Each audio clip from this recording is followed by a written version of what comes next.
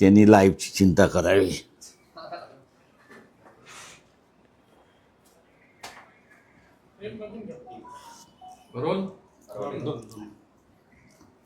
मी पहिल्यांदा हिंदीमध्ये सुरुवात करतो.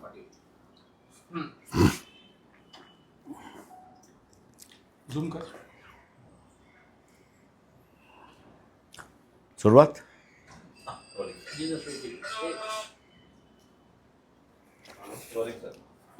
प्राइम मिनिस्टर नरेंद्र मोदी, इनकी जो इकोनॉमिक फॉरेन पॉलिसी जो है वो देश के लिए एक ग्रामर ऑफ एनार्की जिसको अंग्रेजी में कहते हैं उसी तरीके की इनकी पॉलिसी है, ऐसा दिखाई देता है.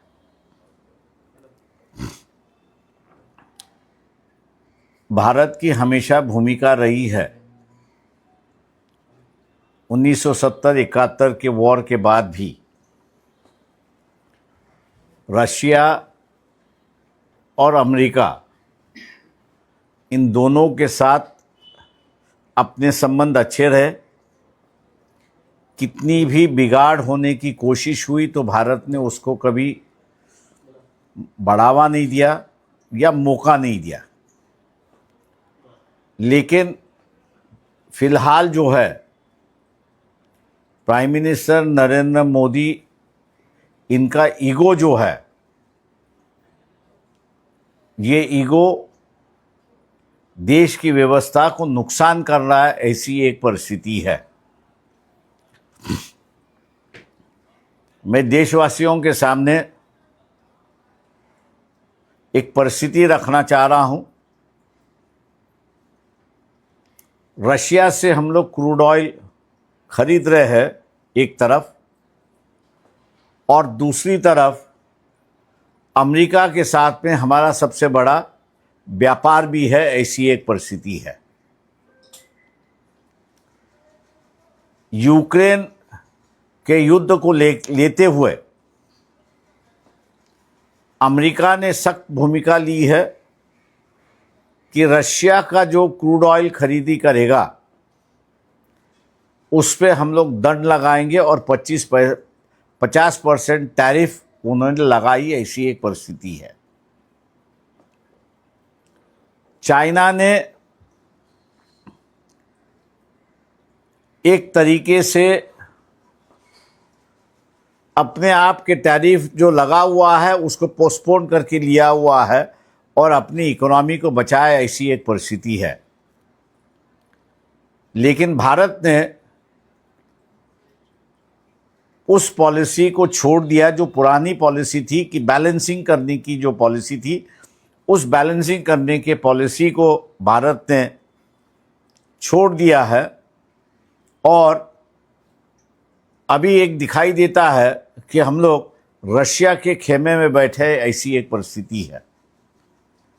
लेकिन हकीकत जो है वो हकीकत अलग है, ऐसी एक परिस्थिति है.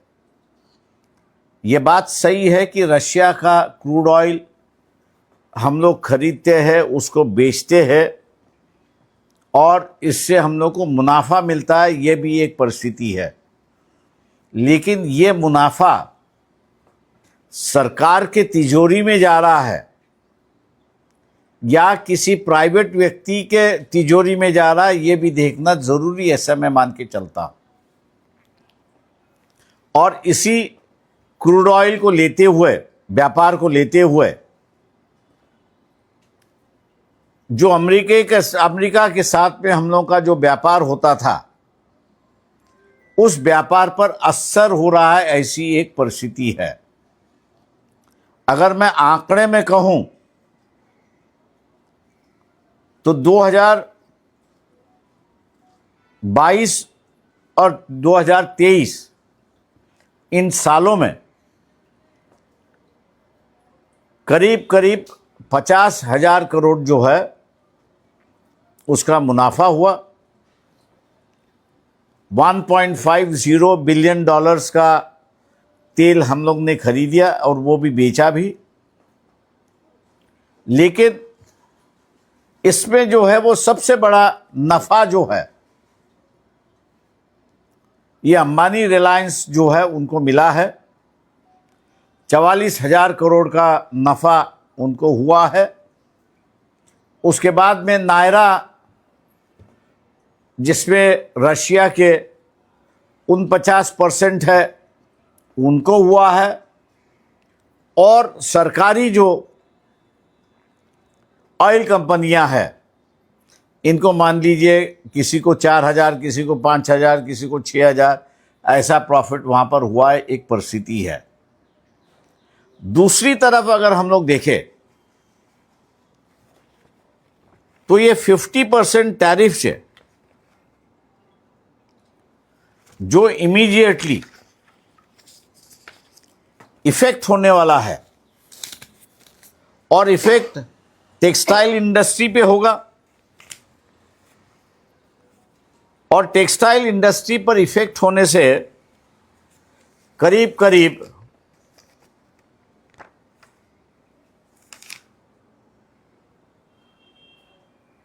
10 करोड़ 12,50,000 वर्कर जो है टेक्सटाइल के इंडस्ट्री में ये इफेक्ट होंगे। मतलब इनको वर्क मिलेगा नहीं, ऐसी एक परिस्थिति है। दूसरा सेक्टर जो है सबसे बड़ा जो है वो जेम एंड ज्वेलरी है। इसमें करीब करीब 1,12,50,000 वर्कर्स इफेक्ट होंगे, ऐसी एक परिस्थिति है। इलेक्ट्रॉनिक आइटम जो है, इस इलेक्ट्रॉनिक आइटम में करीब करीब 18,750,000 वर्कर जो है वो इफेक्ट होंगे। फार्मास्यूटिकल में जो है वो 16 लाख वर्कर्स उस पर इफेक्ट होगा। इंजीनियरिंग गुड्स में है एक 11,25,000 के आसपास होगा। और बाकी सेक्टर जो है उसमें करीब करीब 2,16,60,000 वर्कर्स टोटल इफेक्ट होगा। मतलब ये 50% टैरिफ की वजह से जो शुरुआत हो चुका है, आने वाले 6-7 महीनों में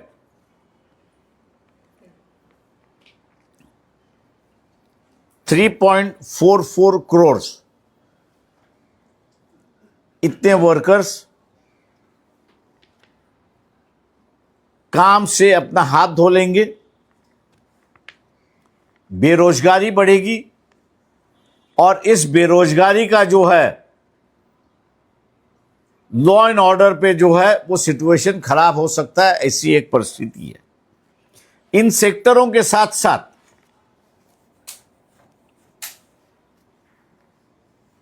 जो अनऑर्गेनाइज सेक्टर्स है या व्यक्तिगत स्वरूप के जो सेक्टर्स है, जिसमें चर्म उद्योग की बात आती है, अनुमान लगाया जा रहा है कि 50% टैरिफ की वजह से 40% से 50% जो अमेरिका माल जाता है वो जाना बंद होगा, और चर्म उद्योग में जितने भी लोग हैं, एम्प्लॉयड है, उन पे काफ़ी बड़ा नुकसान होने की उम्मीद है, ऐसी एक परिस्थिति है। वैसे फिशरीज एक इंडस्ट्री है। ये फिशरीज की इंडस्ट्री में जो है करीब करीब 8,827 करोड़ का जो है वो व्यापार चलता है, और इसमें सबसे ज़्यादा जो है प्रॉन का व्यापार होता है, ऐसी एक परिस्थिति है। और ये प्रॉन का व्यापार भी जो है अमेरिका करीब करीब 92% भारतीय प्रॉन्स वहाँ पे खरीदती है। तो ये जो फिशरीज की जो इंडस्ट्री है, कि जिसको नारायण राणे ने कहा कि इंटरनल कंजम्पशन बढ़ना चाहिए,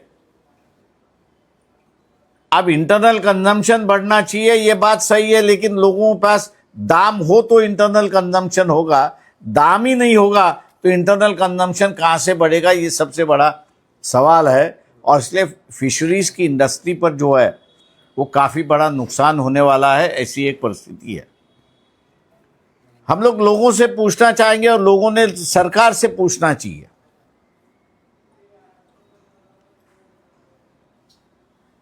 कि मार्केट से 12% से लेके 18% क्रूड ऑयल हमको सस्ता मिला, ऐसी एक परिस्थिति है।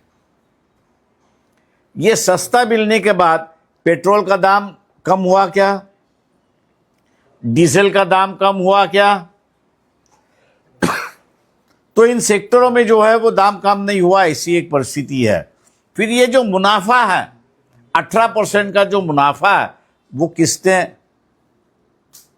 लिया, ये सबसे बड़ी बात है, ऐसा मैं मान के चलता हूं। मैंने पहले ही कहा कि पब्लिक सेक्टर इसमें डील नहीं कर रहा है। नायरा करके जो कंपनी है वो है, रिलायंस पेट्रोकेमिकल जो है वो इसमें डील कर रहा है, वो उसमें डील कर रहा है। और मैक्सिमम प्रॉफिट जो है, ये मैक्सिमम प्रॉफिट रिलायंस इंडस्ट्री को गया, ऐसी एक परिस्थिति है। जनता ने, सरकार ने पूछना चाहिए कि ये जो फॉरेन पॉलिसी चली है या रशिया से जो हम लोग क्रूड खरीद रहे हैं, ये देश के हित में है या सिर्फ कुछ चंद इंडस्ट्रियलिस्ट के हित में है, ये देखना जरूरी है, ऐसा मैं मान के चलता हूं। हम यही चाहते हैं कि रशिया हो या अमेरिका हो, दोनों के साथ हम लोग को संबंध जो है वो मधुर होना चाहिए, नॉर्मल होना चाहिए, ना हम लोग एक किसी की साइड ले, ऐसी एक परिस्थिति है। अब ये जो बेकारी बढ़ने वाली है और साथ ही साथ फॉरेन एक्सचेंज अर्निंग पर जो इफेक्ट होने वाला है, उससे यहां की महंगाई बढ़ेगी।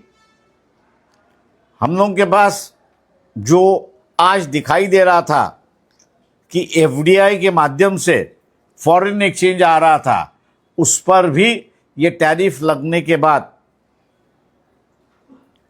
होड़ लगी हुई है, जो है पैसा निकालना उसकी होड़ लगी हुई है। और दूसरा जो आना चाहिए फॉरेन एक्सचेंज में, एफडीआई में, वो एफडीआई में इन्वेस्टमेंट आ नहीं रहे, ऐसी एक परिस्थिति है। मैं अगर ये कहूं कि परिस्थिति जो है बेकाबू होते जा रही है, आरक्षण के मुद्दों को लेके ये बेकाबू होती जा रही है, सोशल फैब्रिक जो है उसमें भी दरार आनी शुरुआत हुई है, ऐसी एक परिस्थिति है। इकोनॉमिकली जो है हम लोग नीचे स्तर जा रहे, ऐसी एक परिस्थिति है। सामने जो परिस्थिति दिखाई देती है, बांग्लादेश की परिस्थिति दिखाई देती है, नेपाल की परिस्थिति दिखाई देती है,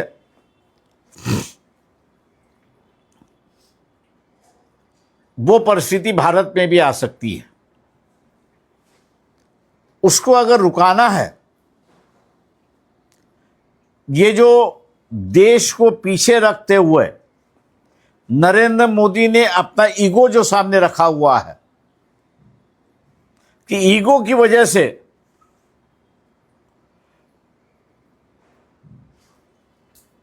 ट्रंप जो यूएस के प्रेसिडेंट है, 4 बार अखबार आई कि 4 बार उन्होंने फोन किया लेकिन उठाया नहीं। ये जो ईगोइस्टिक है, ये ईगोइस्टिक देश को नुकसान पहुंचा रहा है, ऐसी एक परिस्थिति है। मैं जनता से ये कहूंगा कि आपको ही ये तय करना है कि देश बचाना है या प्राइम मिनिस्टर नरेंद्र मोदी इसका ईगो संभालना है। देशवासी इसका निर्णय लेंगे, ऐसा मैं उम्मीद करता हूं। पानी की बोतल।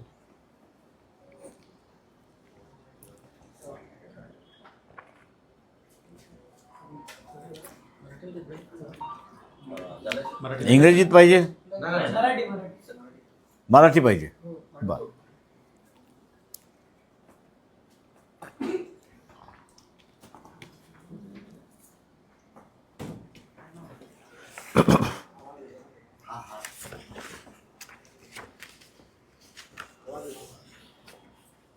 एसीच आहे.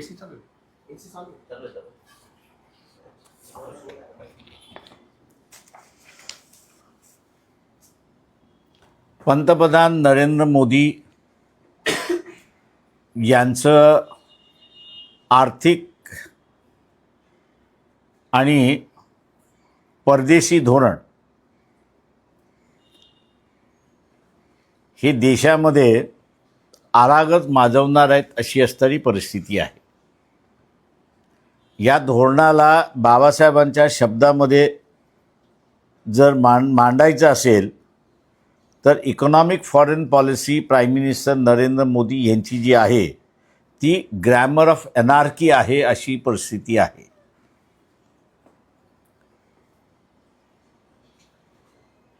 अमेरिकेबरोबर संबंध बिघडत चाललेले आहेत आणि दुसऱ्या बाजूला रशिया की ज्यांचं आपण असणारं तेल विकतो आहोत आणि त्याच्यातून नफा येतोय अशी परिस्थिती आहे. त्यांचे संबंध पाकिस्तानबरोबर, चायनाबरोबर अत्यंत चांगल्या रीतीने सुधारतात आहेत अशी असणारी परिस्थिती आहे. सिंदूरच्या कॉन्फ्लिक्टमध्ये भारताच्या बाजूने एकही उभा राहिला नाही अशी असणारी परिस्थिती आहे. पण पाकिस्तानच्या बाजूने ज्यांच्याकडून राफेल आपण घेतले, फ्रेंचही त्यांच्या बाजूने उभे राहिले, इंग्लंडही त्यांच्या बाजूने उभं राहिलं, USA त्यांच्या बाजूने उभं राहिलं अशी असणारी परिस्थिती आहे. पंतप्रधान नरेंद्र मोदी यांनी स्वतःच्या इगोला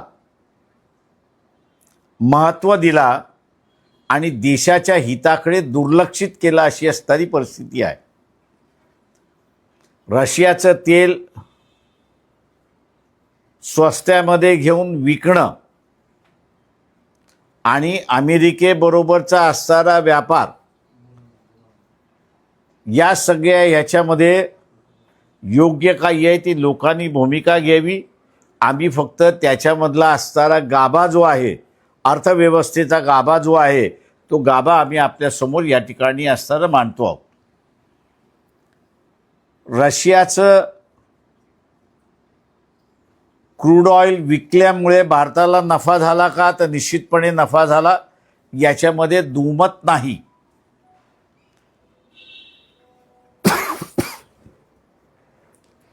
नफा झाला याच्यामध्ये दुमत नाही.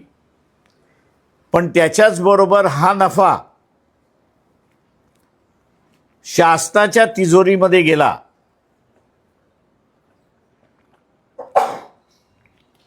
शासनाच्या तिजोरीमध्ये गेला की खाजगी मालकांच्या तिजोरीमध्ये गेला, हा त्याच्यातला महत्त्वाचा भाग असं मी त्या ठिकाणी मानतो. आमच्या माहितीप्रमाणे 2023 ते 2024 या कालावधीमध्ये अंबानी रिलायन्स कंपनी जी आहे यांना 44,893 कोटीचा असणारा प्रॉफिट झाला अशी परिस्थिती आहे. आणि ज्या काही भारतीय ऑइल कंपन्या ज्या आहेत त्यांना काही हजारामध्ये झाला अशी असणारी परिस्थिती आहे. तेव्हा प्रश्न हा आहे की रशियाचं क्रूड विकत घेतल्यानंतर इथले पेट्रोलचे, डिझेलचे भाव खाली आले का, तर अजिबात आले नाहीत अशी असणारी परिस्थिती आहे. त्याच्यामुळे देशाला आणि लोकांना त्याचा फायदा झाला असं त्या ठिकाणी म्हणता येणार नाही, तर तो फायदा अंबानीला झाला अशी असणारी परिस्थिती आहे.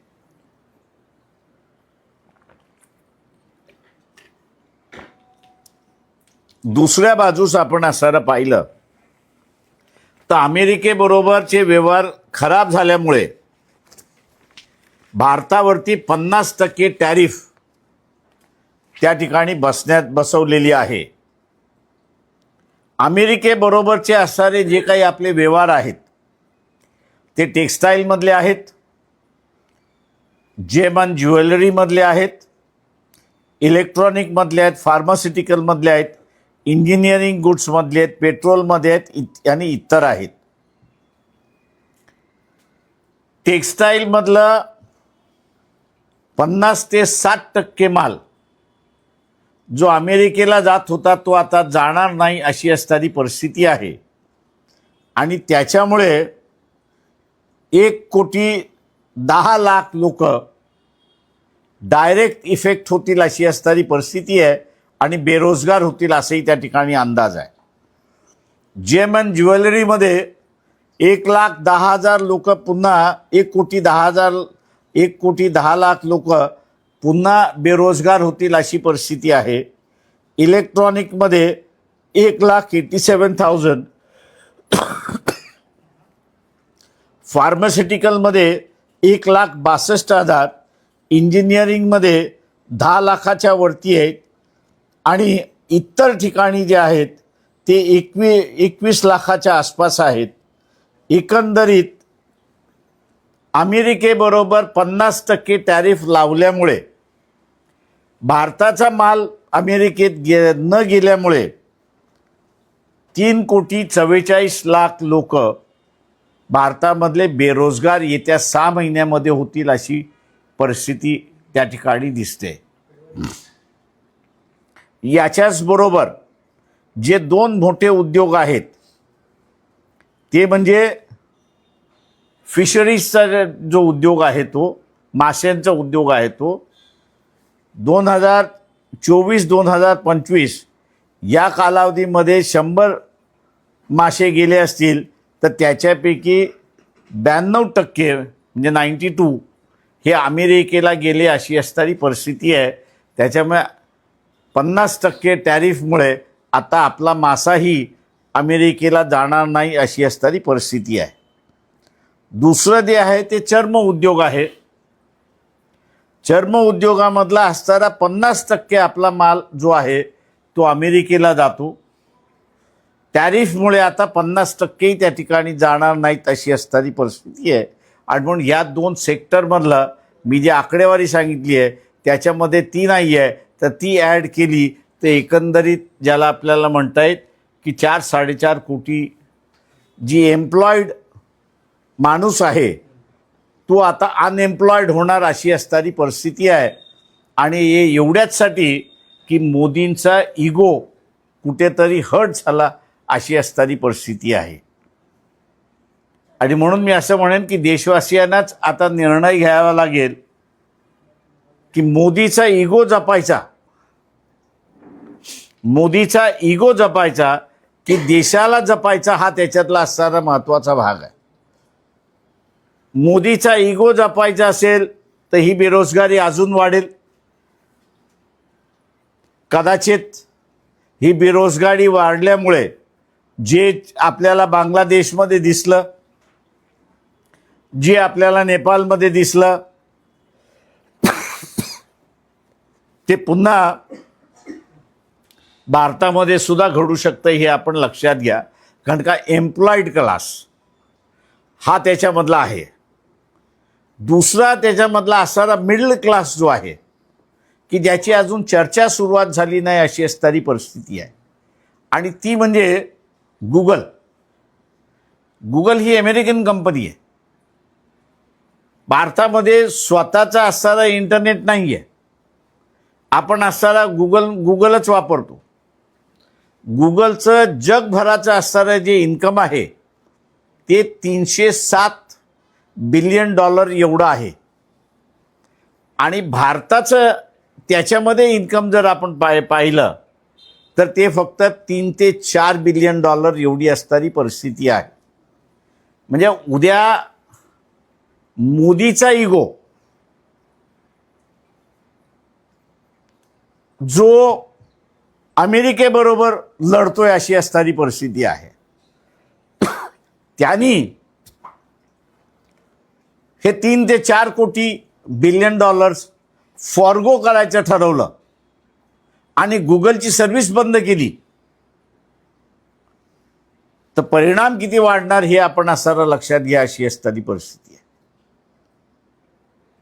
दुसरं जे आहे आणि जे रियालिटी आहे मला असताना त्या ठिकाणी दिसतंय की ट्रम्प यांनी असताना एका ठिकाणी त्या ठिकाणी म्हटलेलं आहे की या देशातलं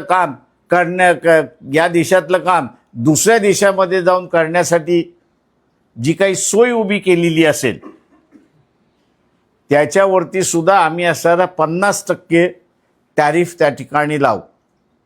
म्हणजे आपला असणारा IT सेक्टर हा जो सगळा भाग आहे, हा जो middle class, total middle class जो आहे, या टोटल मिडल क्लासला त्यांनी वेटीस धरले अशी असणारी परिस्थिती आहे की 50% जर त्यांनी टॅरिफ लावलं तर आपण आउट ऑफ बिझनेस जातो अशी असणारी परिस्थिती आहे. आणि ITच्या अनेक कंपन्या ह्या ठिकाणी बंद होतील अशी परिस्थिती आहे. ITच्या कंपन्या बंद झाल्या तर बेरोजगारी वाढते, हे आपण लक्षात घ्या. आणि बेरोजगारी वाढली तर जिग वर्कर म्हणून ज्याला आपण म्हणतो त्याच्या नोकरीवरती सुद्धा परिणाम होईल अशी असणारी परिस्थिती आहे. आपण रशियाबरोबर गेलो पाहिजे की अमेरिकेबरोबर गेलो पाहिजे हे काही मी मांडत नाही आहे. आम्ही असणारा म्हणतोय की आत्तापर्यंत असणारा भारतीय सरकारं जी होती त्यांनी अत्यंत चांगल्या रीतीने बॅलन्सिंग पॉलिसी म्हणून त्या ठिकाणी ठेवली होती. रशियाबरोबर सुद्धा आणि अमेरिकेबरोबर सुद्धा. युक्रेनचं युद्ध झालं तरीही आपण असणारा दोघांबरोबर त्या ठिकाणी राहिलो. पण आता युक्रेनमधलं युद्ध थांबलं पाहिजे या दृष्टीने असणारं जी काही पावलं टाकल्या जात आहेत त्या पावलांमध्ये असणारं भारताचं महत्त्वाचं पाऊल आहे असं त्या ठिकाणी जे म्हटलं जात आहे. आणि भारत कुठल्याही परिस्थितीमध्ये युक्रेनचं युद्ध थांबावं यासाठी काहीच प्रयत्न करत नाहीत. म्हणून असणारा भारताबरोबर जगातला कुठलाही देश उभा राहत नाही अशी असणारी परिस्थिती आहे. स्वित्झर्लंडसारख्या देशाने परवाच्या UN बैठकीमध्ये आपल्यावरती ॲक्युजेशन केलं अशी असणारी परिस्थिती आहे की जे कधीच स्वित्झर्लंड करत नव्हतं. आमचं स्वतःचं असं म्हणणं आहे की जनतेला आता निर्णय घेणं महत्त्वाचं आहे की देश महत्त्व आहे की मोदींचा इगो हा महत्त्वाचा आहे. देश हा जर महत्त्वाचा असेल तर मग मोदींना हटवल्याशिवाय दुसरा मार्ग नाही अशी असणारी परिस्थिती आहे. तेव्हा जनतेने ह्याचा असणारा निकाल घेतला पाहिजे. परिस्थिती आम्ही जनतेपुढे मांडलेली आहे की काय होऊ शकते आणि काय होणार आहे. उद्या जे नेपाळमध्ये घडलं किंवा बांगलादेशमध्ये घडलं किंवा जे फ्रान्समध्ये घडलं, जे अल्जेरियामध्ये घडलं, ते भारतामध्ये सुद्धा घडू शकतं याची दक्षता आपण त्या ठिकाणी बाळगली पाहिजे. कारण का एका बाजूला मी असं आपल्याला दाखवलं की कारागीर वर्ग याच्यावरती 50%चा इफेक्ट होतोय, म्हणजे झाला आहे त्या ह्याच्यामध्ये. आणि दुसऱ्या बाजूस हा जो व्हाईट कॉलर आहे IT मधला जो आहे त्याच्यावरती इफेक्ट होण्याची असणारी शक्यता त्या ठिकाणी वर्तवल्या जाते. 50% टॅरिफ त्या ठिकाणी जर लावलं तर माझ्या अंदाजानं आहे अशा असणाऱ्या कालावधीमध्ये नॉर्मलायझेशन ऑफ रिलेशन हा सगळ्यात महत्त्वाचा भाग असं त्या ठिकाणी मानतो. आणि कोणाचा तरी इगो हा आड येणार असेल तर देश हा महत्त्वाचा असं मी त्या ठिकाणी मानतो. आणि ह्या दृष्टीने जनतेने पावलं टाकली पाहिजेत एवढंच आवाहन मी त्या ठिकाणी करतो. मराठ्यांना ओबीसीतून आरक्षण मिळावं ही नाही, मी त्याच्यावरती बोलणार नाही आहे. मी त्याच्यावरती बोलणार नाही आहे. मी जे बोललोय त्याच्यावरती विचारणार असाल तर त्याची उत्तरं मी देईन.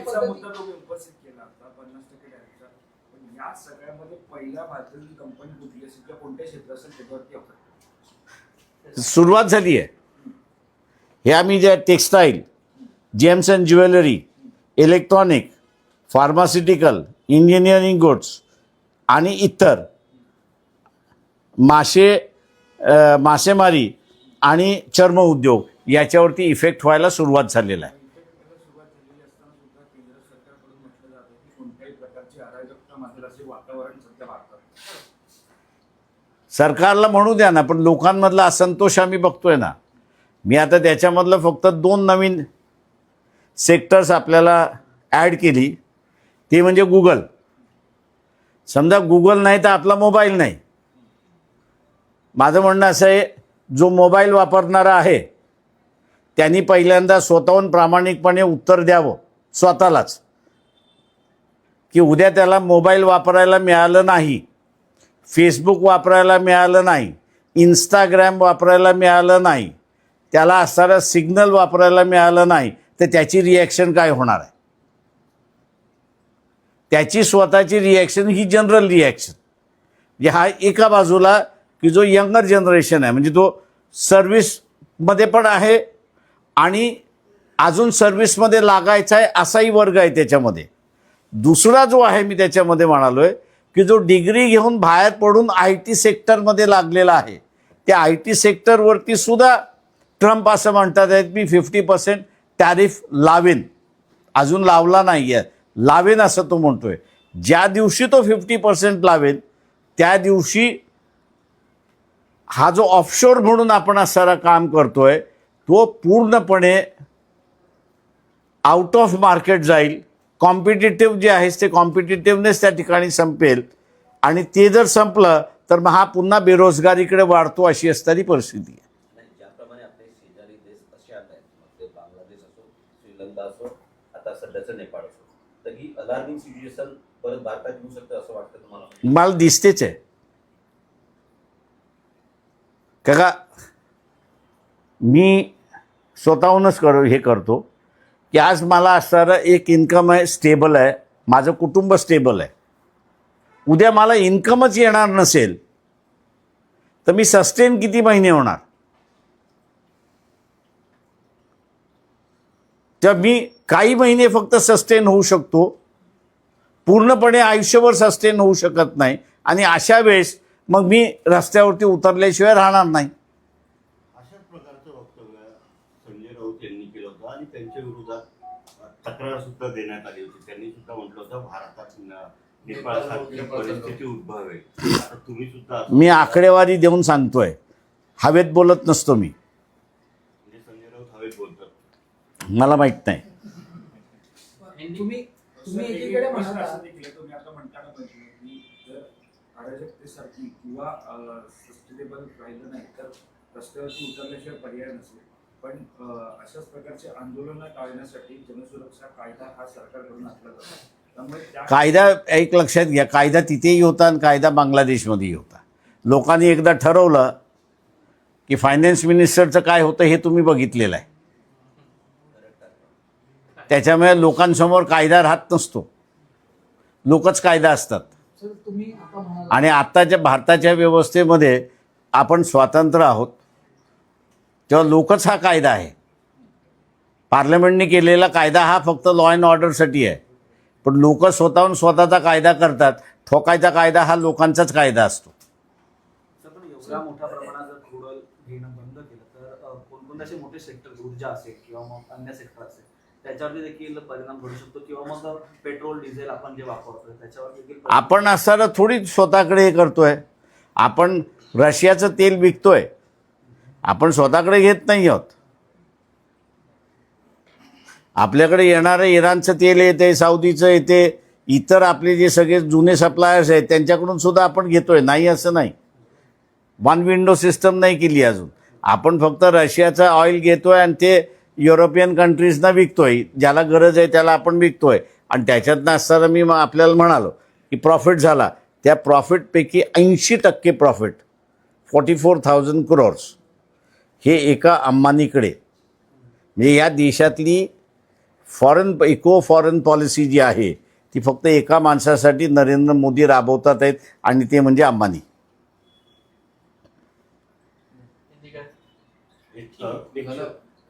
थँक्यू. एक शेवटचा प्रश्न. कबूतर खाण्यावरून माहिती थँक्यू. झाला हिंदी. सिंगल करते हैं सिंगल बाइट Single bite. आपण हिंदी बोलले ना ते बोलले ते हिंदी हिंदी दिली अगोदर ठीक आहे थँक्यू सर, प्रश्न चालेल.